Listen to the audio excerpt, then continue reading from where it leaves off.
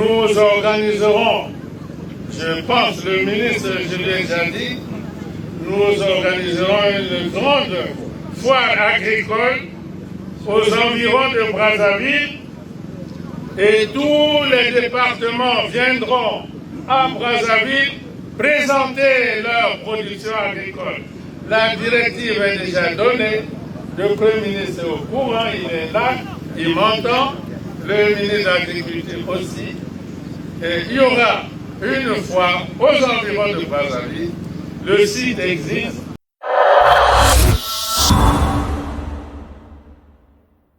Cette promesse du président de la République, Denis Sassou Nguesso, se réalise ici à Bambou-Mingali, où s'organise la grande foire agricole du Congo, GFAC en sigle. Sur le terrain, l'on constate que la tribune officielle est en train d'être installée. Les ouvriers sont à l'œuvre pour rendre ce site agréable et dans la condition d'une grande fête autour de l'agriculteur. Il s'agit au cours de cette foire de valoriser la production agricole locale et de développer les échanges d'expériences entre les acteurs. Du pavillon restauration et gastronomie au pavillon bovin en passant par les pavillons marché de l'agriculture, technologie et machines agricoles, terroir du Congo, représentant les 15 départements du pays. Visiblement, les produits agricoles sont au rendez-vous et n'attendent plus que les acheteurs. J'ai constaté que tout le monde est là parce que les 15 départements sont là. En tout cas, la présence est là avec beaucoup de produits.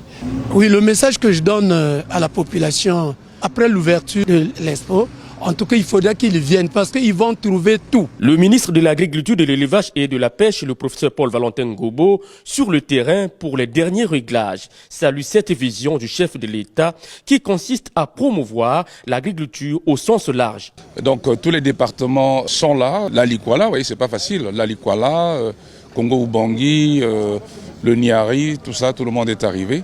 Avec beaucoup de produits, et nous sommes même étonnés de voir ce que nos concitoyens arrivent à faire. Il n'y a pas que les départements, nous avons des entrepreneurs, vous avez des gens qui ont leur propre marque qui sont ici, vous avez des gens qui transforment, des gens qui élèvent les bœufs, les porcs, les moutons, des gens qui font du poisson, vous avez des machines agricoles qui sont ici, vous avez des gens qui ont leur sac de foufou à vendre au niveau du pavillon marché de l'agriculteur, vous avez 34 restaurants ici pour justement préparer ces plats congolais et qu'on puisse également, que la foire soit également un lieu de fête. D'ailleurs, c'est un lieu de fête, c'est un lieu de fête. Et voilà, vous avez également des artisans qui fabriquent des outils de transformation pour décortiquer du maïs, transformer du manioc. Tout ce monde-là est venu montrer ce qu'ils font, ce que le Congo arrive à faire. Le plus important ici, c'est que désormais, ils ont un endroit qui leur est dédié. C'est une chose qui n'existait pas. Quand même 10 hectares, c'est pas facile. Je crois même que visiter à pied, c'est fatigant.